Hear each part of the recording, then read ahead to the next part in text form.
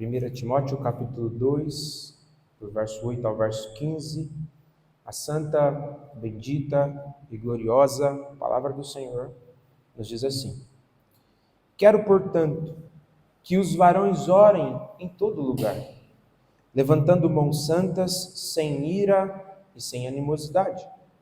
Da mesma sorte que as mulheres, em traje decente, se ataviem com modéstia e bom senso, não com cabeleira frisada e com ouro, ou pérolas, ou vestuário dispendioso, porém com boas obras, como é próprio às mulheres que professam ser piedosas. A mulher aprenda em silêncio, com toda a submissão. E não permito que a mulher ensine nem exerça autoridade de homem, esteja, porém, em silêncio. Porque primeiro foi formado Adão, depois Eva. E Adão não foi iludido, mas a mulher, sendo enganada, caiu em transgressão. Todavia, será preservada através de sua missão de mãe, se ela permanecer em fé e amor e santificação com bom senso. Até aqui a santa e bendita palavra do Senhor. Vamos mais uma vez orar? Senhor, nós cantamos louvores ao teu nome, reconhecendo que o Senhor é santo. Cantamos também, ó Deus, dizendo que somos o teu povo. Pedimos perdão ao Senhor pelos pecados que cometemos. Em Cristo fomos perdoados e te agradecemos por isso, mas nesse instante, Senhor, nós queremos te ouvir falar.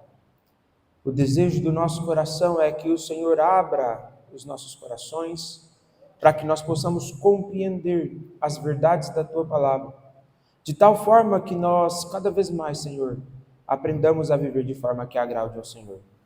Que nós aprendamos a oferecer ao Senhor um culto, segundo aquilo que foi prescrito em tua santa palavra.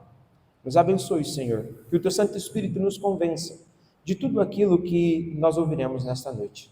É a oração que nós fazemos em Cristo Jesus. Amém. Queridos, nossa sociedade se encontra em uma profunda crise de identidade. Um comentarista político americano chamado Matt Walsh, ele produziu um comentário com o título "O que é uma mulher?" E ele fez, então, para que esse comentário fosse produzido, na verdade, documentário, ele viajou pelo mundo entrevistando médicos, psicólogos, professores, ativistas políticas, fazendo essa simples pergunta: o que é uma mulher? E foi importante perceber que muitos daqueles que ali foram entrevistados tiveram dificuldade em definir aquilo que era a mulher. E a gente percebe que essa preocupação ali apareceu porque eles não estavam mais tão preocupados com as definições biológicas do que ser mulher correspondia. Na verdade, havia uma preocupação ideológica para que aquela resposta fosse dada, de forma que eles pudessem ser, pelo menos tentar ser coerentes com aquela ideologia que eles então diziam que professavam. E é interessante perceber que o que foi possível ser identificado por meio desse documentário foi essa bagunça, que essa ideia de transgênero, que essa tentativa de dividir e remover as distinções entre homens e mulheres produziu em nossa sociedade. E, infelizmente, queridos, essa confusão ela não se restringiu apenas ao campo social, ao campo político e ao campo filosófico. Na verdade, a gente percebe que muitas igrejas, sem se preocupar com isso, às vezes incluíram dentro das suas identidades aspectos mundanos na sua concepção do papel do homem e da mulher. E isso reflete principalmente quando, em determinados lugares, o culto ele vai ser prestado. Então a gente percebe que em muitos cultos não há uma regra clara quanto ao padrão de quem deve fazer o quê. Não há determinações claras sobre quais devem ser os papéis das mulheres e dos homens. E por isso que, para mim, pregar esse sermão será extremamente difícil. E ele não será difícil porque o texto não é claro, porque Paulo é extremamente claro quanto àquilo que ele ensina. O grande problema é que nem sempre as nossas igrejas estão verdadeiramente comprometidas com as verdades da palavra de Deus. E às vezes, sem se perceber, nós acabamos tendo mais compromissos com posturas filosóficas e ideológicas que influenciam a maneira como nós vamos interpretar o texto bíblico. Mas apesar disso, queridos, tendo em vista que a Igreja do Senhor, ela teve como lema durante a Reforma Protestante, uma igreja reformada que está sempre se reformando ou sendo reformada conforme a palavra de Deus. Hoje, nós ouviremos então a exposição a respeito de como nós devemos proceder no culto de forma que honre ao Senhor. Então, o objetivo desse sermão dessa noite, dando continuidade à nossa série de sermões, uma igreja segundo a Escritura, nós aprenderemos com Paulo, então, qual deve ser o papel de homem e o papel de mulheres no culto solene ao Senhor.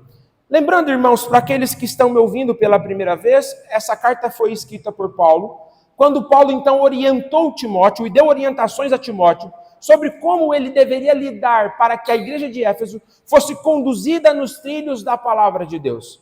Então, Paulo deu diversas orientações no capítulo 1 sobre como deveria serem tratados aqueles que eram hereges, aqueles que estavam pervertendo a identidade doutrinária da igreja. E no capítulo 2, nós começamos a ver que Paulo agora foca os seus olhos no culto ao Senhor, no culto que deveria ser prestado. E Paulo, então, começa nesse texto, a partir do verso 8, até o verso número 10, ao ensinar como devemos proceder no culto de forma que honre ao Senhor, que o culto ele deve ser conduzido por homens. Olhe para o verso número 8 e veja como Paulo começa o seu texto. Quero, portanto, que os varões orem em todo lugar, levantando mãos santas, sem ira e sem animosidade. Perceba que o princípio que Paulo começa a estabelecer aqui, queridos, é o princípio de que o culto ao Senhor, ele deve ser liderado por homens. E Paulo começa aqui dizendo, quero então, ou seja, quem é que deve conduzir as orações que ele disse que devem ser feitas, do verso 1 ao verso 7? E Paulo aqui diz então, quero que sejam os homens. E é importante perceber aqui, queridos, que esse verbo quero não está simplesmente expressando um desejo de Paulo. Paulo está orientando a igreja com uma autoridade apostólica. Então, liderado e conduzido pelo Senhor aqui, Paulo está dizendo, olha, a maneira bíblica de se conduzir é que os homens assumam o controle, que os homens liderem o culto solene ao Senhor. E isso não dá espaço para nenhuma outra interpretação. Porque a palavra grega que Paulo usa aqui é handras, ou na verdade andras, que é traduzido em uma de suas versões, ou de uma forma que ela poderia ser traduzida, era por maridos. Então Paulo aqui está falando, e preciso ser redundante disso, em homens do sexo masculino, e não homens no sentido genérico, envolvendo homens e mulheres. Paulo aqui está claramente falando, olha, quem deve conduzir a igreja, quem deve representar a igreja em oração, são os homens. E por mais que isso para nós possa parecer estranho, naquele tempo não era. Por que não era? Porque era natural que nas sinagogas judaicas, onde nós temos o modelo do qual o nosso culto ele vem e ele vai sendo adaptado, eram os homens que conduziam as cerimônias litúrgicas nesses lugares. Então Paulo está falando de algo que para aquele tempo não era algo anormal. Mas por que é que Paulo está fazendo isso, meus irmãos? Porque provavelmente haviam entrado dentro da igreja de Éfeso homens hereges que estavam pervertendo aquilo que sempre havia sido praticado. Então agora Paulo precisa orientar a igreja, não com uma novidade, mas voltar a igreja para aquilo que ela nunca deveria ser abandonado. Porque a liderança não apenas do culto bíblico, como nós veremos no decorrer da exposição, mas a liderança dos nossos lares, ela deve ser sempre praticada pelo homem, que foi ao homem que o Senhor deu essa responsabilidade. E é isso que Paulo está dizendo aqui. Quem são esses homens? Paulo vai mostrar isso a partir do capítulo 3, do verso 1 até o verso 13, que nós veremos na semana que vem, ou começaremos a ver na semana que vem. Que Paulo vai falar que são os presbíteros e os diáconos, ou os oficiais da igreja. Então perceba que Paulo ele era muito claro quanto à maneira como a igreja do Senhor deveria ser conduzida. A igreja do Senhor deveria ser conduzida por homens. Mas como esses homens deveriam conduzir a igreja do Senhor? Então Paulo fala, em primeira coisa, a oração não deveria ser restrita a um determinado lugar. E veja que aqui é a quarta vez que Paulo usa o adjetivo todos. E nós precisamos ser coerentes com a interpretação que nós estamos fazendo até aqui.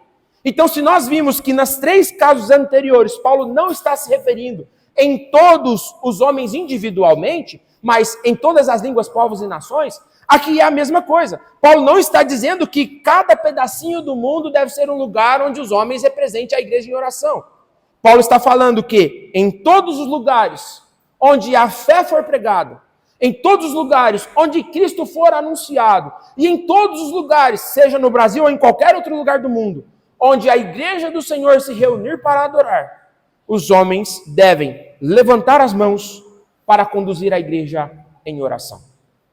Mas aqui, queridos, é importante perceber que a Bíblia não prescreve como a única forma dos homens conduzir a igreja em oração o estar com as mãos levantadas. Se você olha para a Escritura, por exemplo, você verá homens orando em pé, você verá homens orando com as mãos levantadas, você verá pessoas orando de joelhos, você verá pessoas com o rosto prostrado em terra, pessoas ajoelhadas com o rosto entre os joelhos, pessoas batendo no seu peito em humilhação. Portanto, não é normativo que a única forma que os homens devem conduzir a igreja em oração é com as mãos levantadas. Porque o que Paulo está dizendo aqui é complementado pela continuidade do versículo. Porque mais do que a disposição externa das mãos levantadas, o que Paulo vai tratar aqui é a maneira como o coração deveria estar quando as orações fossem feitas diante do Senhor. E aqui Paulo fala que esses homens deveriam agir sem ira e sem animosidade. Em outras palavras, meus irmãos, Paulo está dizendo, aqueles homens que forem dirigir a Deus em oração, eles não podem ter nenhum problema com outro homem. Paulo, ele é muito claro ao demonstrar isso, e a palavra do Senhor nos diz que nós temos que cuidar para que as nossas orações não sejam impedidas, porque nós não estamos dispostos a perdoar, por exemplo, como Jesus orienta, escrevendo no livro de Mateus, no capítulo 6, ou quando ele conta a parábola do juiz iníquo de um homem que não perdoou e por conta disso acabou não sendo perdoado. Então o que Paulo está mostrando é que mais do que simplesmente estar preocupado com a maneira como as mãos seriam levantadas, ou de joelho, com os olhos fechados, ou qualquer outra forma, aqueles que fossem representar a igreja em oração deveriam estar preocupados com o seu coração. O salmista no Salmo 24, no verso 13 e no verso 4, ele diz assim: quem subirá ao monte do Senhor? Quem há de permanecer no seu santo lugar? Ele responde: o que é limpo de mãos e puro de coração. Se você olha para o livro do profeta Isaías, no capítulo 1, no verso número 15, você verá o profeta Isaías dizendo que Deus desprezou o culto de Israel, porque aqueles que estavam conduzindo o povo em adoração, o estavam fazendo com as mãos sujas de sangue. Em outras palavras, por mais que os atos externos estivessem sendo feitos da maneira como deveria, aquilo não refletia a gratidão expressa no coração. Aquilo não era reflexo de um coração de alguém que verdadeiramente amava o Senhor. E aqui nós aprendemos com Paulo que aqueles que vão representar o Senhor em oração precisam estar em paz com todos. Jesus disse, se você está indo fazer uma oferta e você se lembra que seu irmão tem algo contra ti, pare no meio do caminho, reconcilie e depois você volte para ofertar ao Senhor, para que a sua oferta não seja em vão, para que a sua oferta não seja desprezada. Mas veja que Paulo, ele fala também de homens que devem estar sem animosidade. E a palavra grega aqui traz a ideia de um raciocínio que reflete um coração perverso. Essa mesma palavra aparece em Mateus capítulo 5, verso 19, que fala de homens que maquinam o seu coração. Então aqui, meus irmãos, fica muito claro que aqueles que fossem representar o Senhor deveriam estar com o seu coração em dia, com os homens e também com Deus. Antes de entrar no que as mulheres devem fazer e não devem, eu vou aplicar esse ponto aqui neste sermão. Queridos, nós estamos sendo preparados para a eleição de presbíteros e diáconos, que acontecerá na nossa igreja no dia 16 de março. Tudo que nós temos visto até aqui é para que a gente olhe para os homens da nossa igreja e comece a observar se essas características estão presentes na vida deles. Olhe para a maneira como ele conduz, por exemplo, a família dele. Esse homem que você pensa em indicar, ele é um bom marido? Ele é um bom pai? Quando você olha para a maneira como os filhos dele se comportam naquilo que você vê, os filhos dele representam e demonstram que são pastoreados dentro da sua casa? Antes de você indicar alguém, pergunte para ele como está o seu culto domiciliar. Tem feito com regularidade? Você tem pastoreado a sua casa e a sua família? Porque lembre-se, queridos, se ele não pastoreia a família dele, a casa dele, 1 Timóteo 3,5 nos lembra que esse homem está desqualificado para exercer o oficialato da igreja do Senhor. Porque se ele não consegue cuidar da casa dele, como que ele vai cuidar da igreja do Senhor? E o que Paulo está mostrando aqui, meus irmãos, é exatamente isso. Esses homens que representarão a igreja diante do Senhor não podem ser pessoas descuidadas. Não pode ser qualquer pessoa. A responsabilidade dele diante do Senhor é muito grande. Em conduzir a igreja, em apontar a igreja aos rumos da palavra do Senhor, que a igreja precisa ser conduzida.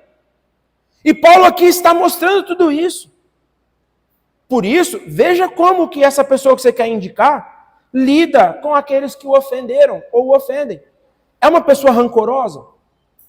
É uma pessoa vingativa? É uma pessoa que consegue perdoar com facilidade? Ou é uma pessoa que fica sempre esperando uma oportunidade para devolver na mesma medida, se não em maior proporção, aquilo que lhe foi causado?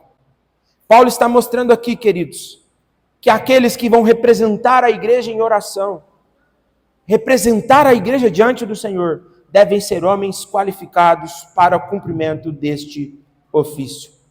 E aqui eu dou uma palavra a todos os homens da nossa igreja, mesmo aqueles que nunca serão eleitos presbíteros ou diáconos da nossa casa.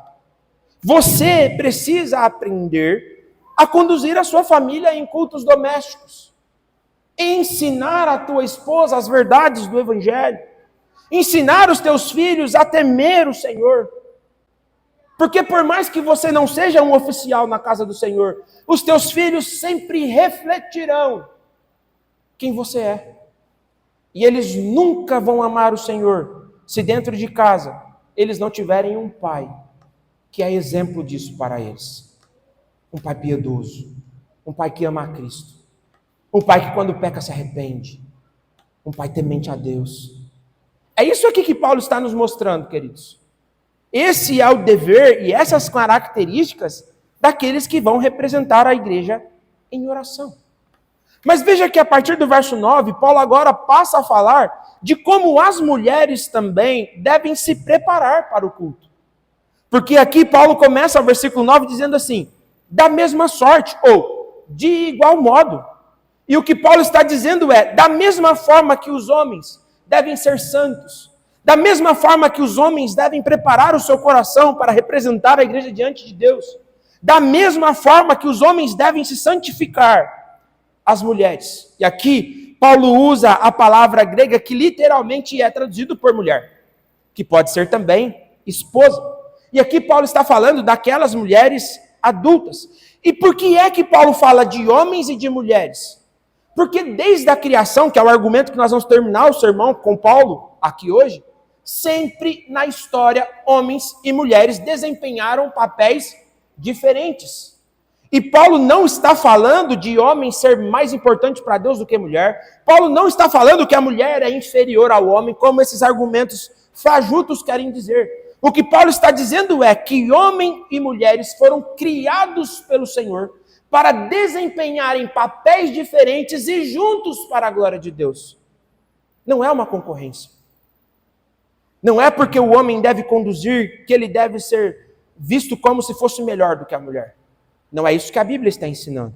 Mas aqui Paulo agora começa a orientar as irmãs. E Paulo diz no verso 9: as mulheres em traje decente se ataviem com modéstia e bom senso, não com cabeleira frisada ou com ouro, ou pérolas, ou vestuário dispendioso, porém com obras, com boas obras, como é próprio às mulheres que professam ser piedosas.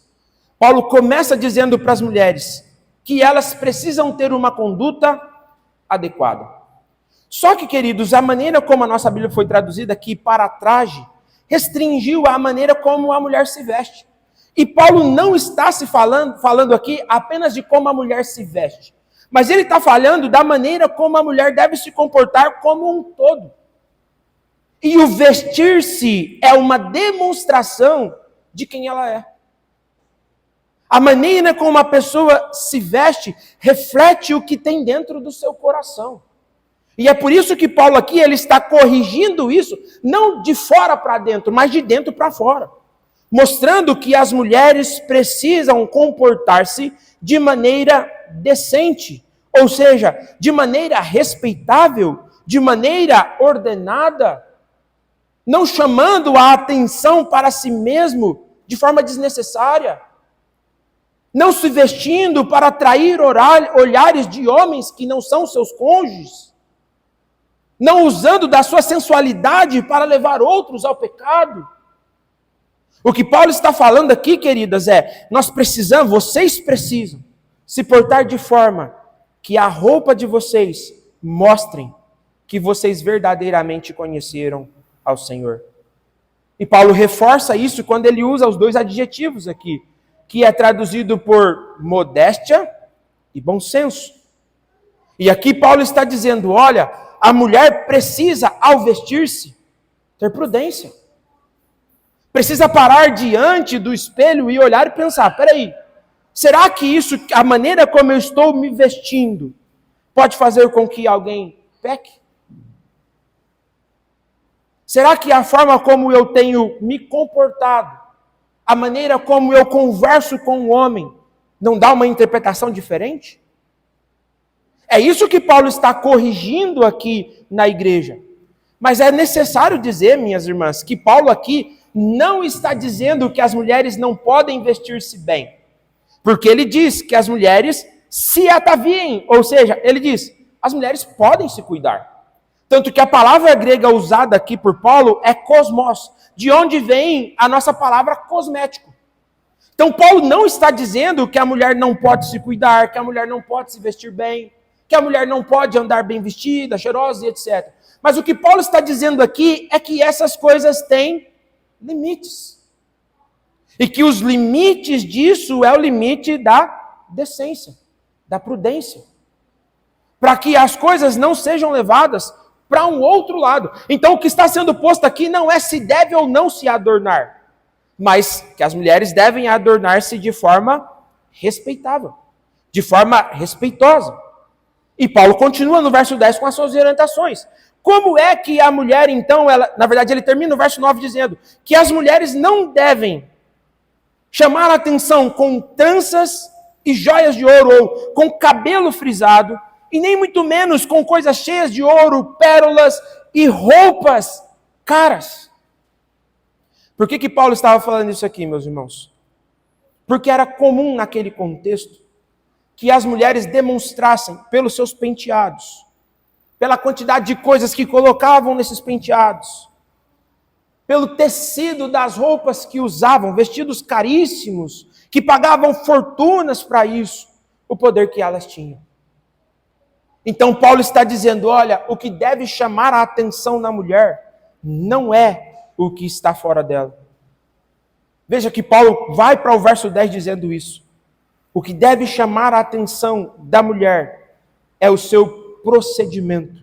Ou seja, a mulher cristã, diz um comentarista desse texto, deve compreender que o seu verdadeiro adorno não consiste em penteados ou joias, ou aparatos de vestuário, mas algo mais. O que faz, na verdade, uma mulher demonstrar o seu amor por Cristo é a prática de boas obras, que são frutos de um caráter transformado pelo Espírito Santo. Então aqui o apóstolo Paulo fala, olha, como que a mulher deve chamar a atenção? Servindo bem. Irmãos, como é precioso quando você tem um departamento feminino de mulheres que amam ao Senhor de verdade. Como a igreja do Senhor é abençoada quando a gente tem uma SAF que verdadeiramente ama ao Senhor. Mas como também é trágico quando a gente vê igrejas que o culto ao Senhor se transforma numa competição de quem se embeleza mais. O que Paulo está querendo corrigir aqui, queridos, é o excesso. E veja que Paulo, ele termina o verso 10 dizendo com quem é que ele estava falando. Ele não estava falando com qualquer pessoa, mas ele diz, como é próprio as mulheres que professam ser piedosas. Então Paulo está falando disso para mulheres que amam ao Senhor. Mulheres que professaram, e a ideia aqui é de ter declarado publicamente a sua fé. De ter confessado com a sua boca que amam ao Senhor. Em outras palavras, que são verdadeiramente membros da igreja do Senhor. Mulheres que entenderam que devem abandonar o pecado e que vivem com toda a sua glória, tudo que faz a seu alcance, para glorificar a Deus, para tornar Deus conhecido. E veja que, e eu gostaria que nós abríssemos agora a carta de Pedro, a primeira carta de Pedro. E veja que Paulo agora vai falar sobre aquelas irmãs que os maridos não são crentes. E olha o que Pedro vai orientar aqui, minhas irmãs. 1 Pedro capítulo 3, do verso 1 até o verso 4.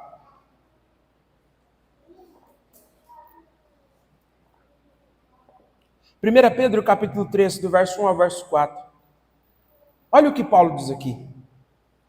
Mulheres, sede vós igualmente submissas a vosso próprio marido, para que, se ele ainda não obedece à palavra, seja ganho, sem palavra alguma, por meio do procedimento de sua esposa, ao observar, vamos juntos, o vosso honesto comportamento cheio de temor. Olha o que Paulo está dizendo. Aquelas irmãs que não têm seus maridos crentes, elas devem ser duplamente cuidadosas quanto a isso. E Paulo continua, verso 3. Não seja o adorno da esposa o que é exterior, como frisado de cabelos, adereços de ouro, aparato de vestuário. Seja, porém, vamos juntos? O homem interior do coração, unido ao incorruptível trajo de um espírito manso e tranquilo, que é de grande valor diante de Deus. Então perceba que não é só Paulo que dá essas recomendações, irmãos. Aqui fica evidente que esse é o entendimento de toda a Escritura. Esse deve ser o proceder daquelas que amam ao Senhor, que devem ser reconhecidas por suas boas obras, por verdadeiramente abrirem mão daquilo que desonra a Deus, por não serem conhecidas por serem fofoqueiras. O que o Senhor espera, queridos, daquelas que amam ao Senhor, é que elas demonstrem isso na maneira como vivem. E isso é revelado também na maneira como se vestem. Portanto, queridos, aplicando essa primeira parte do sermão e esse primeiro ponto do sermão aqui, perceba que assim como Paulo fala do coração dos homens, que precisa ser um coração disposto a perdoar, que precisa ser um coração que não tem problema com as pessoas, que precisa ser um coração de fato temente a Deus e piedoso. No caso das irmãs, não pode ser diferente. As irmãs também precisam se preocupar com essas coisas. Infelizmente, queridos, nós sabemos que há muitas igrejas por aí que abusam disso, que proíbem as mulheres de usarem produtos de higiene pessoal, que proíbe mulher de cuidar de si mesmo, cuidar do corpo e etc, etc. Mas não é isso que Paulo está dizendo aqui. Na verdade, a delicadeza é próprio da mulher que ela seja feminina, que ela seja diferente do homem, que ela seja reconhecida por ser e cuidar da sua sensualidade, porque isso é algo que Deus deu à mulher. Mas o que Paulo está dizendo é que isso deve ser feito apenas para o seu esposo. Ninguém mais precisa ver nada do corpo de uma outra mulher. E veja o quanto que a ideologia feminista, que é diabólica, até isso ela distorce. Ao fazer com que as mulheres não se cuidem, ao não permitir que as mulheres tomem os seus banhos e se adequem da forma devida. Mas não é isso que a Escritura está dizendo aqui, queridos. O que a Escritura está combatendo são os excessos.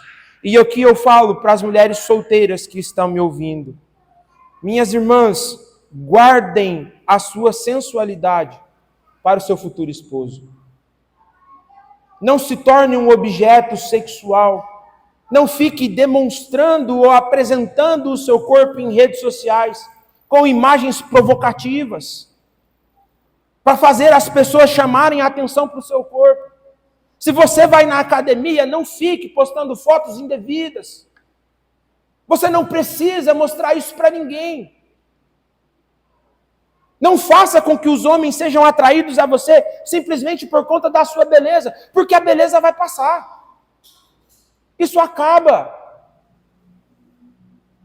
Faça com que os homens olhem para você por você ser reconhecida como uma mulher piedosa, alguém que ama a Deus. E assim você vai ter um marido no tempo devido que vai te amar de verdade, que não vai usar você como um produto sexual. Mas às vezes vocês não são muito cuidadosas na maneira como vocês procuram esposos. E aqui eu falo para as mulheres casadas também. Queridos, não use o teu corpo para atrair os olhos de ninguém. Não mostre nada do seu corpo para ninguém. E o seu corpo, desde que você se uniu ao seu esposo, pertence a ele. Deixe a sua sensualidade reservada para ele. Não precisa ficar atraindo os olhares de ninguém, porque isso é pecaminoso. E Paulo está tratando isso aqui claramente. E como eu disse, irmãos, pregar um texto como esse é difícil, não é porque o texto ele é difícil, ou porque o texto ele não é bíblico, ele é. É por conta da maneira como às vezes isso pode ser recebido. E é por isso que é importante se pregar lectio contínuo. Por quê? Porque esse é um texto que se você não estiver pregando de uma forma contínua, você não prega. Porque é um texto difícil de pregar. É um texto difícil de orientar. Mas é necessário. É necessário que nós aprendamos, e principalmente que as minhas irmãs aprendam como elas devem cuidar dos seus corações, dos seus corpos, do seu vestir, para que elas honrem ao Senhor também desta forma. Quantas são as famílias, irmãos, que têm casamentos arruinados por mulheres que endividam a família para comprar roupa, cosmético, sapato, e aquilo vai virando uma obsessão, e daqui a pouco as dívidas começam a trazer um monte de problemas para dentro de casa, que não tinha até então. Perceba que Paulo está tratando isso. Não seja assim, minha irmã. Vista-se com moderação. Vista de forma que agrade ao Senhor. Deixe as pessoas te admirarem pela sua santidade, pelo cuidado com os seus filhos, pelo cuidado com o seu esposo, pelo respeito e o temor que você tem a Deus, pela dedicação que você tem no serviço do Senhor. Por isso nós vimos nesse primeiro ponto que o culto ao Senhor, ele deve ser conduzido por homens. E vimos também qual é o papel das mulheres ao se preparar para vir para o culto. Mas agora Paulo vai dar orientações claras sobre isso, e eu gostaria que você voltasse para 1 Timóteo, no capítulo 2, e nós leremos a partir do versículo 11. Olha o que Paulo agora começa a dizer, verso 11 e verso 12. A mulher aprenda em silêncio, com toda a submissão. E não permita que a mulher ensine, nem exerça a autoridade de homem. Esteja, porém, em silêncio. Queridos, veja como que esse texto ele tem sido interpretado na história. Um teólogo liberal britânico, quando ele comenta esse texto, ele diz assim: assim como a primeira metade desse capítulo mostrou-nos o melhor do seu autor, a segunda metade parece mostrar o que dele é pior. Os cristãos não estão absolutamente obrigados a aceitar o seu ensino, quanto às mulheres. Um outro teólogo, também liberal, escocês, de uma forma um pouco mais sutil, ele comenta esse texto da seguinte forma: todas as coisas nesse capítulo são meras regulamentações temporais dentro de uma dada situação. Em outras palavras, o que William Barclay está dizendo é: quando Paulo orienta a igreja de Éfeso quanto à mulher não ensinar, ele estava tratando de um problema local, de um problema pontual, que não deveria ser adotado pelas igrejas ao redor do mundo. Mas o que esses dois autores ignoram quando fazem essa interpretação é que eles estão se opondo a determinações bíblicas que não apenas aqui estão sendo ditas, mas eu vou apresentar outras para vocês daqui a pouquinho, e eles estão se indispondo ou rejeitando aquilo que a palavra do Senhor, ela de fato ensina. Um comentarista desse texto, ele diz assim: o perigo de se declarar que uma passagem da Escritura tem apenas validade local e não universal, e apenas temporal e não permanente, é que isso abre a porta para uma rejeição em larga escala do ensino apostólico, uma vez que praticamente todo o Novo Testamento foi dirigido a situações específicas. Então, o que esse comentarista está rebatendo os anteriores? Ele está dizendo: todas as cartas do Novo Testamento foram escritas por alguém que havia tomado ciência de um problema pontual da igreja, e ele escreve essa carta para corrigir esse problema. Então, se esse pedaço da Bíblia não pode ser usado, nem o outro pode. Porque todas as cartas e as epístolas foram destinadas para corrigir problemas pontuais.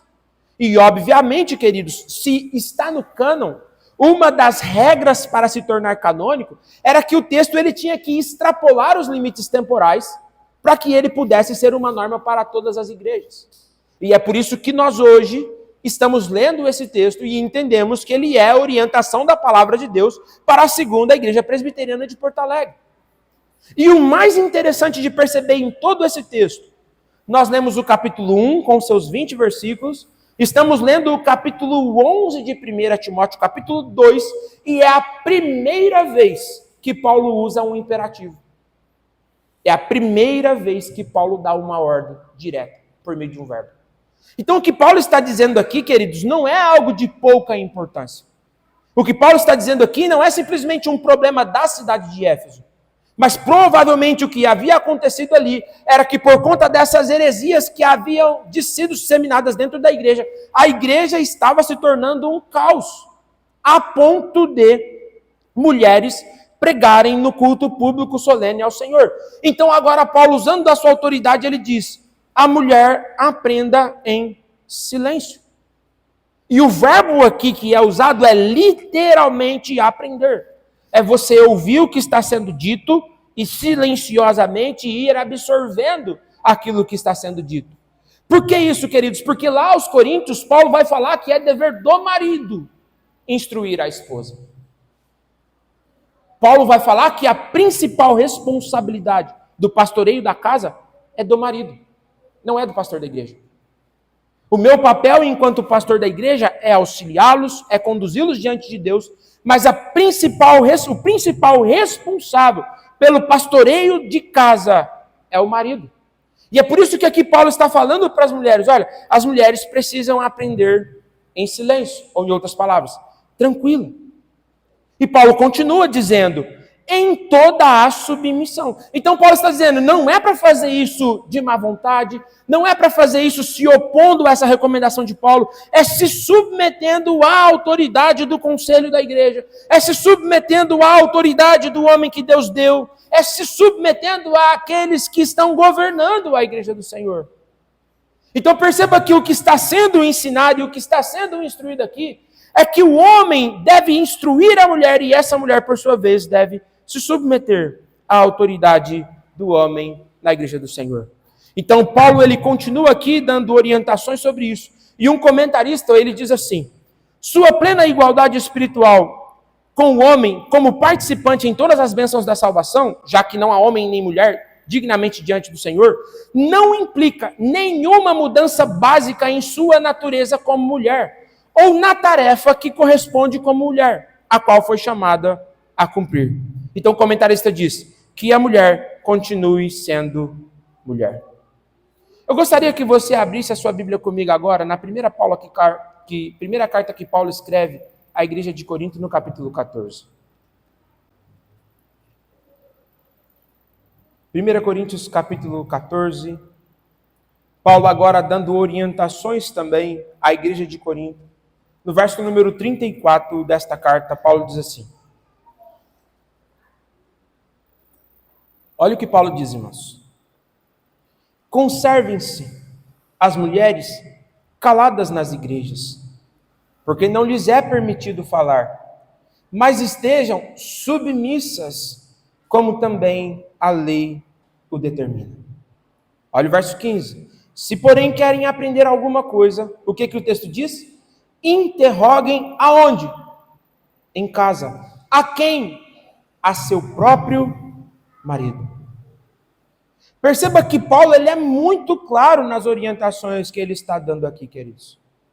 Porque provavelmente esse não era um problema só de Éfeso. Provavelmente não era um problema só de Coríntios. É um problema de todas as igrejas. E Paulo continua. Paulo agora continua orientando e um comentarista diz assim: Paulo não está falando das mulheres em seu dever de instruir a família, mas apenas está excluindo-as do ofício do sacro magistério, o qual Deus confiou exclusivamente aos homens. Então perceba que aqui, queridos, Paulo está apontando o papel no culto público da mulher. E ele continua no verso número 12, agora volte para 1 Timóteo, capítulo 2, verso número 12. E Paulo continua. E não permito que a mulher ensine. Então aquilo que até aqui estava implícito, agora se torna explícito. Por que é que Paulo não permite que a mulher pregue no culto público, queridos? Não é porque a mulher é menos capaz do que o homem. E isso precisa ficar claro. É porque Deus deu papel distinto para o homem e para a mulher. E aqui, como um princípio normativo e regulador do culto, é isso que Paulo está instruindo. Calvino destaca que o falar em público deveria ser proibido pela mulher no culto público simplesmente porque ela estava desautorizada por Deus do exercício de ensinar a congregação do Senhor. Então veja que o que Paulo está dizendo aqui de uma forma bem clara, por que é que a mulher não pode pregar? Porque não existe pastora, não existe presbítera. Biblicamente isso não existe.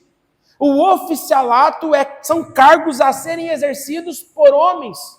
Isso ficará claro a partir da semana que vem, quando nós começarmos a ouvir a exposição de 1 Timóteo capítulo 3.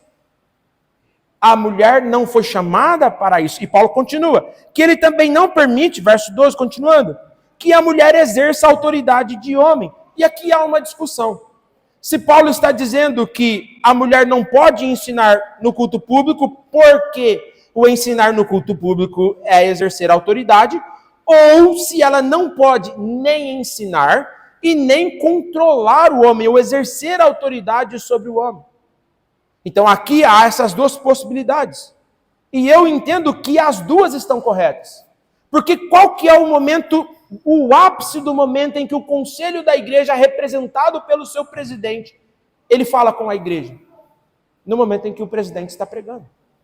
Por que na Igreja Presbiteriana do Brasil, quando, na ausência de um pastor, ou vem um presbítero assumir o púlpito? Porque a igreja outorgou a esse presbítero a capacidade, reconheceu nele a capacidade de pastorear a igreja.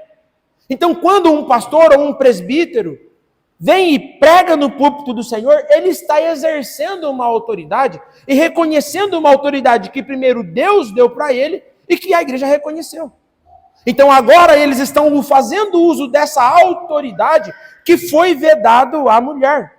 A mulher não foi criada pelo Senhor para que ela governe ou para que ela confronte ou para que ela controle os homens. E é interessante que aqui, mais uma vez, Paulo usa o substantivo andros, que traz a ideia de homem do sexo masculino. que é o mesmo que ele usa no versículo 8. Então é como se Paulo estivesse dizendo, por que a mulher não deve controlar? Porque a liderança foi dada ao homem. Um comentarista desse texto, o Douglas Wilson, no seu livro Por que o ministro deve ser homem, ele diz assim: a mulher não deve entrar na esfera da atividade para a qual sua força não é própria desde a criação. E aí ele diz que a ave não tente viver debaixo da água, que o peixe não tente viver em terra seca, que a mulher não queira exercer autoridade sobre o homem, instruindo-o nos cultos públicos. Por amor a ela e para o bem espiritual dela, proíbe-se essa pecaminosidade, intromissão na autoridade divina. Por isso, queridos, que na Igreja Presbiteriana do Brasil, ainda que vire e mexe algum concílio, provoque o Supremo Concílio, para se reconhecer que se seja ordenado mulheres ao sagrado ministério. Em algumas igrejas por aí, tem mulheres que são chamadas de pastora, ainda que isso seja indevido, ainda que biblicamente isso não exista, ainda que o Supremo Concílio se perca e faça com que mulheres sejam ordenadas, isso não mudará o que a palavra do Senhor determina sobre o papel do homem. A liderança da casa do Senhor, o dirigir do culto ao Senhor, o representar o Senhor diante da igreja, é uma função dada aos homens. Mas a mulher pode ensinar em algum lugar ou de alguma forma? Pode, queridos. Abra sua Bíblia comigo, por favor, no livro de Tito, no capítulo 2, do verso 3 a seguir. Tito, capítulo 2, do verso 3 ao verso 5.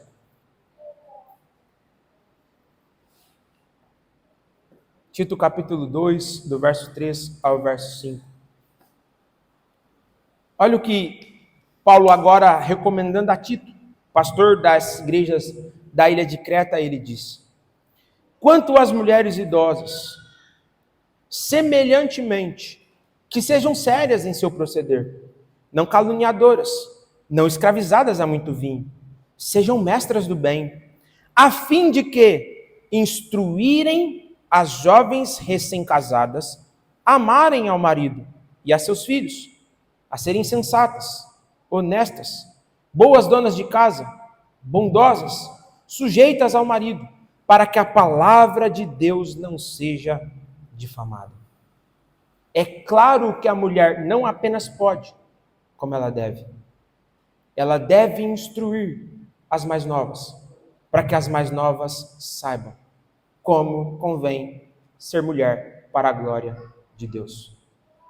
Há um livro, e aqui eu falo com as minhas irmãs diretamente, que chama Mentiras em que as Mulheres Acreditam e a Verdade que as Liberta, que a autora Nancy DeMoss, ela diz assim: uma das mentiras que ela combate, que é a mentira número 20, a mentira que ela vai combater é: uma carreira fora de casa é mais valiosa e gratificante do que ser esposa e mãe.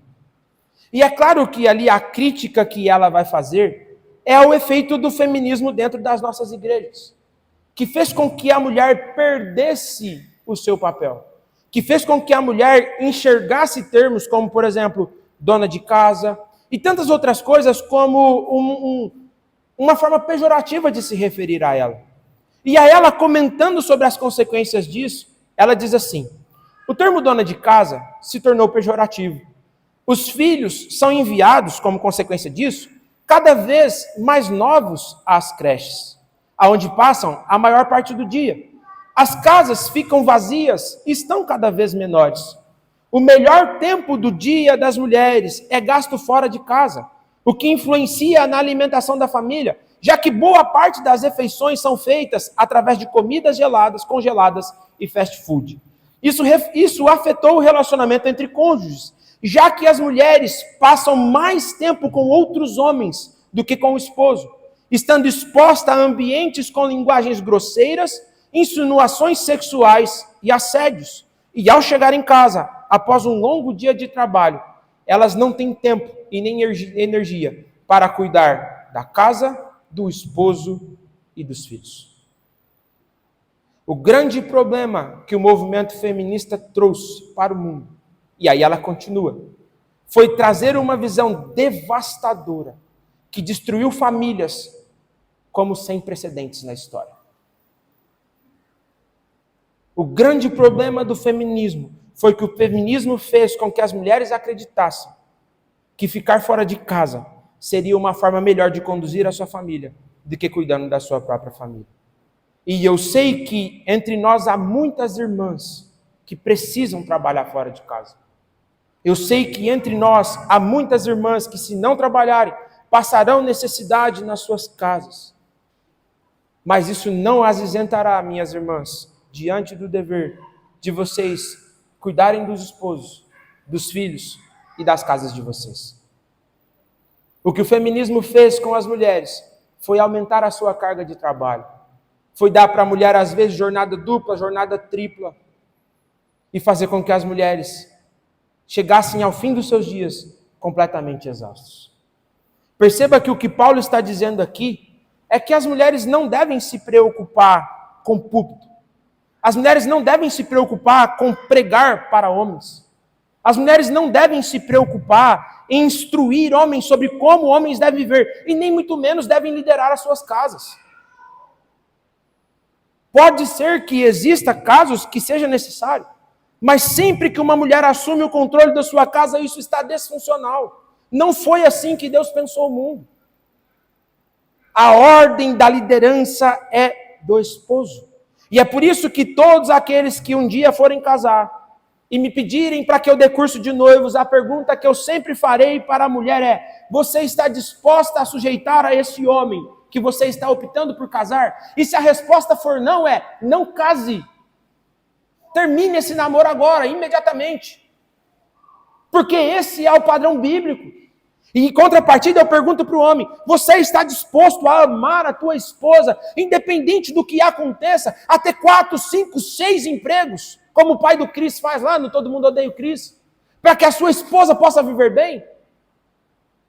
E se ele não está disposto, eu falo para a moça: não case com ele. Porque essa responsabilidade do sustento do seu lar é dele.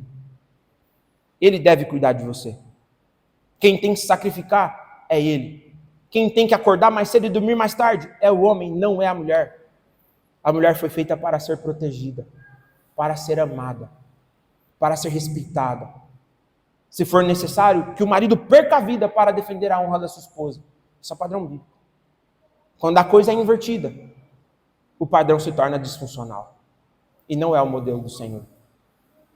Por isso que nós precisamos entender, queridos, que as mulheres não podem ensinar no culto público, que as mulheres não podem exercer autoridade sobre homens, que as mulheres não podem pregar. Mas agora Paulo vai terminar essa exposição a partir do verso 13, e eu gostaria que você olhasse para o verso 13. E Paulo vai dizer por que é assim. E de uma forma bem simples, Paulo vai dizer porque Deus quis assim. Olhe para o verso 13 o que Paulo diz. Porque primeiro foi formado Adão, depois Eva.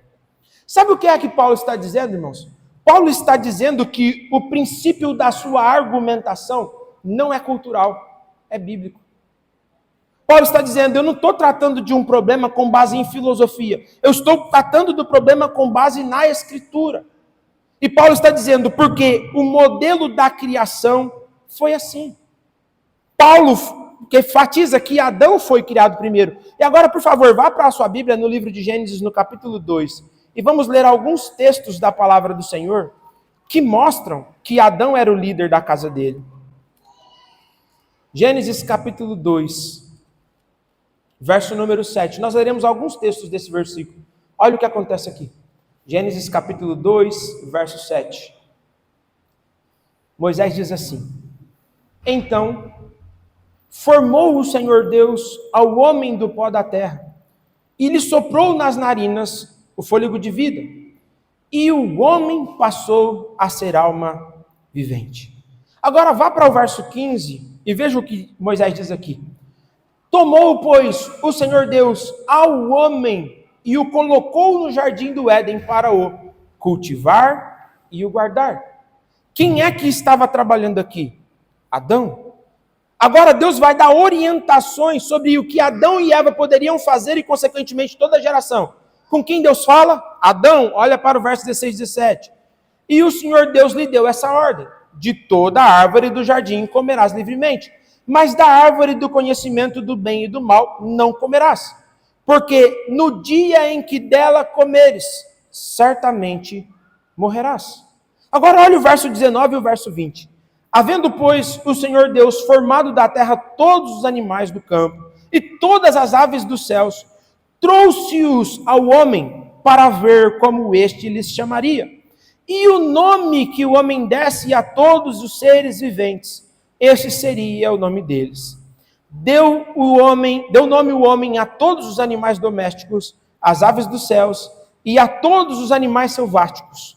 Para o homem, todavia, não se achava uma auxiliadora que lhe fosse idônea. Quando Deus cria Eva, irmãos, o homem já estava trabalhando.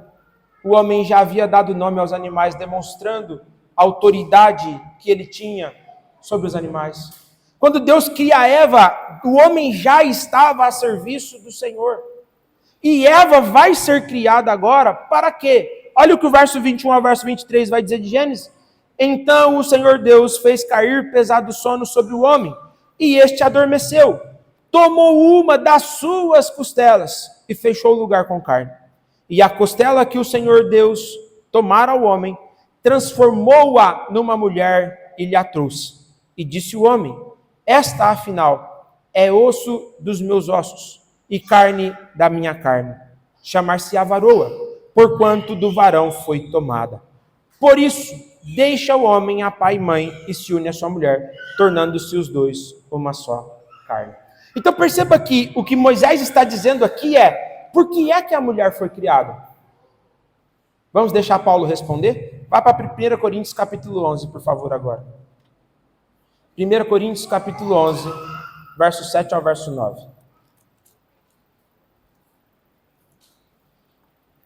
1 Coríntios capítulo 11, do verso 7 ao verso 9.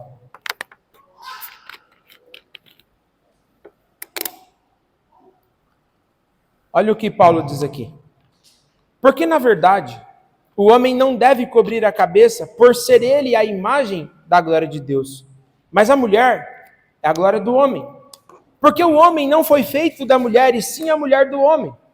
Porque também o homem não foi criado por causa da mulher, e sim a mulher por causa do homem. Qual é a maneira mais bíblica de uma mulher representar e cumprir o seu propósito para o qual ela foi criada? Sendo uma auxiliadora do seu esposo. Ajudando o seu esposo no seu trabalho de glorificar a Deus. Ajudando o seu esposo a aprender e a viver para a glória do Senhor. Ajudando o seu esposo a trabalhar para a glória de Deus. Aí alguém pode dizer: pastor, mas lá em Débora nós temos uma juíza que era mulher, e também temos, que está em Juízes capítulo 4, verso 4, e Atalia em 2 Reis capítulo 11, verso 1, que exerceram papéis de liderança. Calvino responde isso. A pressuposição geral era que ter mulheres governando era um sinal indicador do juízo. E Calvino continua: o fato de Deus ter usado mulheres de forma extraordinária não anulam as regras ordinárias, às quais ele quer que nos sujeitemos. Agora você vai para o Novo Testamento, e Jesus então ele vai escolher a liderança da igreja. E a Bíblia diz que Jesus escolhe quem ele quer. Quantas mulheres Jesus escolhe para fazer parte do colégio apostólico? Quantas, irmãos? Nenhuma. Aí alguém pode dizer: mas naquele tempo não era assim. Negativo. Quando você vai para os templos pagãos, era normal que mulheres fossem sacerdotisas. Jesus escolheu os homens porque o modelo bíblico de liderança é de homens e não de mulheres. Ele poderia ter escolhido mulheres? Poderia, mas ele não quis. Ele escolheu homens, porque esse era o padrão bíblico. E é por isso que a mulher deve ser submissa ao homem, porque isso não é uma consequência da queda. Esse é o padrão criacional. Foi assim que Deus estabeleceu. Um comentarista desse texto diz assim: só quando a mulher reconhece essa distinção básica e age em conformidade com ela, é que ela pode vir a ser uma bênção para o homem, pode exercer uma graciosa influência, porém muito poderosa e benéfica sobre ele, e pode promover sua própria felicidade para a glória de Deus.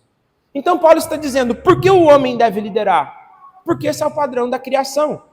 Mas e depois da criação, depois da queda, como aconteceu? Volte para 1 Timóteo, por favor, capítulo 2 e verso número 14.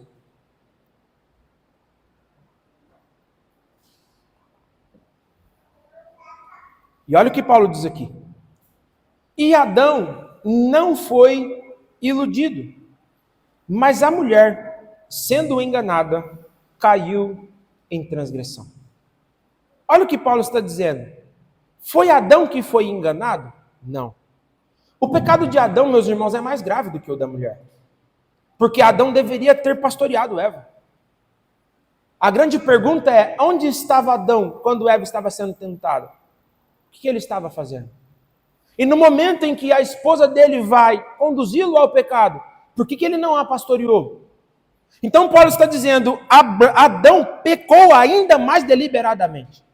Adão deveria ter repreendido Eva, pastoreado o coração dela, mas ele não fez isso. E Paulo diz, o grande problema é que Eva inverteu a ordem da criação. Porque ao invés dela se sujeitar a Adão, ela assumiu um controle que Deus não lhe havia dado. E é isso que ele está dizendo, quando Paulo diz, mas a mulher, sendo enganada, caiu em transgressão. Então agora o que Paulo está mostrando é essa disposição da mulher de disputar na casa, o controle do lar. Essa disposição da mulher de querer assumir cargos de liderança que Deus nunca deu para ela. É algo que é próprio de um coração caído. Paulo está mostrando o que acontece com a queda é que agora aquilo que deveria ser pacífico se tornou belicoso. O lar que deveria ser harmonioso se transformou num verdadeiro ringue. Eu conheço famílias, irmãos, que marido e mulher disputam quem ganha mais. Marido e mulher que um tem uma conta, o outro tem a outra. Marido e mulher que não há acesso da vida de um na vida do outro. E às vezes eu fico parado para pensar. Eles dividem o que tem de mais precioso, que é a vida. E não podem dividir contas bancárias e outras coisas. O que Paulo está mostrando para nós aqui, queridos, é que esse não é o padrão bíblico. O padrão bíblico é o padrão de um homem governando e uma mulher se submetendo à liderança do seu esposo. Por isso que agora volta para Gênesis no capítulo 3, no verso número 8. Volte lá, por favor. Gênesis capítulo 3, no verso número 8. Moisés agora vai relatar o capítulo da queda. E olha o que Moisés diz aqui. Quando ouviram a voz do Senhor Deus, que andava no jardim pela viração do dia, esconderam-se da presença do Senhor, o homem e sua mulher, por entre as árvores do jardim. Quem Deus chama, irmãos? Olha o verso 9. Quem é que Deus chama? Quem Deus chama? O homem. Deus não chama a mulher. Por que Deus chama Adão? Por que Deus se dirige primeiro a Adão? Porque a responsabilidade de conduzir a esposa dele na presença do Senhor era dele. Ele deveria ter se responsabilizado por ela. Ele é aquele que deveria ter pastoreado o coração dela. E é interessante a maneira como Paulo vai descrevendo o texto. Porque agora Paulo chega, terminando esse texto no versículo número 15, e ele agora vai dar uma boa palavra para as mulheres. E volte, deixa sua Bíblia marcada em Gênesis e volte para 1 Timóteo capítulo 3, verso número 15. E veja o que Paulo, capítulo 2, verso 15, e veja como Paulo termina aqui. E Paulo diz assim: todavia, será preservada através do que, meus irmãos? De sua missão de mãe. Quando Adão e Eva pecam, meus irmãos, Adão e Eva passam a viver sem esperança. Adão e Eva agora estão afundados no seu pecado. Estão fugindo de Deus.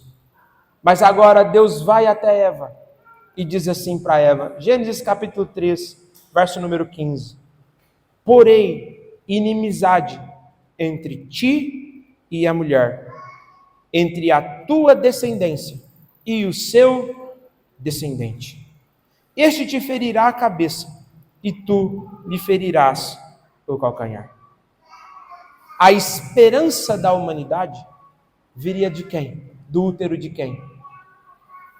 De Eva. Perceba que é isso que Paulo está dizendo aqui. O que pode ser mais precioso para alguém do que gerar vida? O que pode ser mais precioso para uma mulher do que ter a dádiva de poder ser mãe? O que pode ser mais precioso para uma mulher que muitas vezes é desprezada pelo esposo, que muitas vezes não é amada? Desde o pecado, o casamento virou um ringue, virou confusão. Mas Deus deu para a mulher o privilégio de gerar filhos. Lá em casa, nós estamos num momento em que a gente tem que orientar o Augusto o tempo todo. Porque o Augusto vê a Beatriz brincando de boneca, e a Beatriz então quer dar mamar para a boneca e tudo mais. E a gente tem que falar, Augusto, esse privilégio é da Beatriz. Você é homem, cara. Você não vai gerar filhos. É isso que Paulo está dizendo aqui.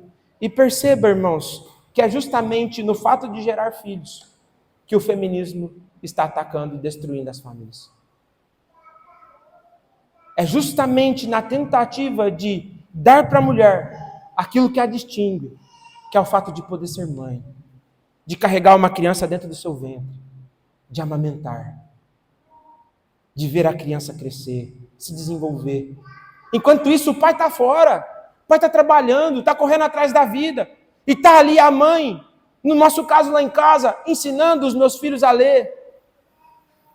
Corrigindo, pastoreando, educando. Lembre-se, querido, quando Paulo fala para Timóteo, ele fala assim, não se desvie do que você aprendeu com a tua mãe. Porque quem ensinou Timóteo a ser piedoso foi a mãe, não foi o pai, que nem crente era. Porque o privilégio da maternidade é algo que Deus deu para a mulher. E minha irmã, não despreze isso. Não entre por esse caminho da revolução sexual que banalizou o sexo. Filho é caro, filho é isso, filho é aquilo. É mentira do diabo essas coisas. É por meio da maternidade que a mulher cumpre o seu propósito. É por meio da maternidade que ela vai viver o mais profundo daquilo que ela é. É isso que Paulo está dizendo, no seu papel de mãe. No texto grego, irmãos, a expressão é muito profunda. É como se Paulo literalmente diz, no gerar filhos. Porque uma mãe pode ser mãe adotiva, mas um pai pode ser pai adotivo, um pai pode ser pai verdadeiro, mas só uma mãe pode gerar uma criança. E aí Paulo termina o verso 15 dizendo, se essa mulher continuar em fé, santificação e vivendo em moderação. Por que vocês acham, queridos, que a esterilidade, sobretudo no Antigo Testamento, era algo que fazia muito mal às mulheres? Por que você acha que a esterilidade no Antigo Testamento era encarado pelas mulheres como uma vergonha? Porque elas estavam sendo privadas de uma grande bênção que Deus lhes havia dado. É por isso que Ana vai chorar. É por isso que Ana vai lamentar. É por isso que Sara vai orar. Porque para elas estavam sendo privadas de algo que elas tinham muito desejo. Queridos e queridas, o papel principal da mulher na Escritura é ser mãe, é ser esposa. Não é ser pregadora, não é ser pastora, não é ser presbítera, não é nada disso. E isso não é uma coisa que é pós-queda, isso é desde que o mundo foi criado. Por isso, se você está negligenciando o cuidado com o seu filho, cuidado com a sua filha, com o teu esposo, mude isso imediatamente. Passe a viver para a tua casa. Preocupe-se com o seu lar. Preocupe-se com a sua família. Se você precisa trabalhar fora, trabalhe. Mas ao voltar para casa, não chegue emburrada, reclamando de tudo. Mude a postura. É isso que vai fazer a diferença para as nossas vidas. É claro, queridos, que depois do pecado a coisa se tornou difícil. É claro que depois do pecado as coisas se tornaram complicadas. Homens são agressivos, homens são violentos. É claro, a gente sabe disso. Ninguém vive num mundo de conto de fadas. E a Bíblia, ela foi dada para a realidade mesmo. É para a gente aprender como viver de forma que agrade a Deus. E o que a gente faz no nosso culto reflete na nossa vida e vice-versa. O que Paulo está dizendo aqui, queridos, é que a vocação primeira da mulher é ser esposa e ser mãe. Não negligencie isso. Jovens solteiros que estão me ouvindo, ao escolherem uma esposa, escolha segundo os preceitos da palavra de Deus. Não escolha segundo os ditames do mundo. Não vá escolher a mais bonita da escola, simplesmente por questão estética ou coisa assim. Dê valor ao que de fato tem valor. Veja como a jovem lida com o seu pai. Veja como o jovem trata a sua mãe. Observe esse comportamento. Para que você não erre. Para que você não sofra. Porque esse é o padrão bíblico. Queridos, aplicando isso para as nossas vidas, o que nós aprendemos hoje? Em primeiro lugar, o culto deve ser conduzido por homens que foram chamados e eleitos para esse fim. Enquanto eu for pastor desta igreja, neste púlpito só pregarão homens, porque esse é o modelo bíblico. Enquanto eu for pastor desta igreja, o conselho dessa igreja será respeitado, será valorizado. Enquanto eu for pastor dessa igreja, os homens que comporão a liderança da igreja serão de acordo com os preceitos da palavra do Senhor. Porque esse é o modelo do Senhor. Não é uma coisa que eu inventei. Não é uma coisa que eu criei da minha cabeça. Esse é o padrão bíblico. É assim que a igreja do Senhor deve ser conduzida. E é assim que nós conduziremos ela. Segunda coisa que esse sermão nos ensina é que as mulheres não devem pregar no culto solene e nem devem exercer a autoridade de homem. Por isso, eu fiz muito gosto da SAF funcionar. E ontem nós tivemos a primeira departamental. E eu gostaria de encorajar as irmãs para que venham a aprender com as nossas irmãs que estão na frente. A como serem boas donas de casa, a como amarem os maridos, a como instruir os seus filhos. A SAF é uma bênção, irmãos. Não despreze a SAF. A SAF serve para cumprir esse propósito. Vocês já viram que hoje há casamentos que meninas casam e não sabem nem fritar um ovo? Não sabem passar uma roupa. Igreja do Senhor não pode ser assim. A igreja do Senhor precisa ter mulheres ensinando mulheres. Mas mulheres não ensinam homens, sob hipótese nenhuma. E a última coisa que esse sermão nos ensina é que não importa se você ficará bravo com o seu pastor. Isso não é machismo, isso não é uma coisa cultural, é isso que a Escritura ensina. Você pode não concordar, não tem problema. Mas você não vai poder dizer que a Bíblia não diz isso. E se você, ao ouvir esse sermão, teve alguma dificuldade com ele, ou com qualquer outro, pode vir falar comigo que eu terei o prazer de te orientar, de te conduzir, de te pastorear, de cuidar de você, de te orientar biblicamente. Porque o meu papel aqui é esse, é conduzir a igreja biblicamente. Mas eu já te adianto, o padrão não será mudado. Esse é o padrão da palavra de Deus e esse é o padrão que nós seguiremos na segunda igreja presbiteriana de Porto Alegre, se assim Deus nos permitir. Amém? Vamos orar? Senhor, que o Senhor nos abençoe e que tudo o que nós ouvimos aqui, que é bem desafiador, sobretudo para a nossa cultura, possa nos desafiar em nossa casa. Que nós possamos, ao voltar aos nossos lares, Senhor, refletir sobre tudo isso que aqui ouvimos. Que ao voltar para as nossas casas, sabendo que nós teremos uma eleição para presbíteros no dia 16, que os nossos olhos estejam atentos àqueles que estão servindo, a maneira como servem, a maneira como lidam e lidaram com a igreja durante todo esse tempo. E que o Senhor, ó Deus, faça com que as nossas irmãs, graciosamente, com toda a submissão, estejam prontas a se sujeitar aos seus esposos em primeiro lugar, a amá-los, a cuidar deles, a valorizá-los. Também os seus filhos. Que as mães que aqui estão assumam a responsabilidade de cuidar da roupa que as filhas vestem, não permitindo que roupas curtas sejam usadas, não permitindo que imagens sejam expostas na internet com conteúdos que jamais deveriam sequer ser criados. Que o Senhor nos auxilie, Senhor, no cuidado da nossa igreja. Que o Senhor faça, ó Deus, com que esse sermão mude os nossos corações e nos desafie a cada vez mais sermos bíblicos para a glória do Senhor. Que o Senhor conduza a nossa igreja nesse processo de santificação, segundo a Tua palavra, Senhor. Não segundo as minhas vontades, segundo os meus desejos, mas de acordo com a vontade do Senhor revelada para nós na Escritura. Essa é a oração que nós fazemos em Cristo Jesus. Amém.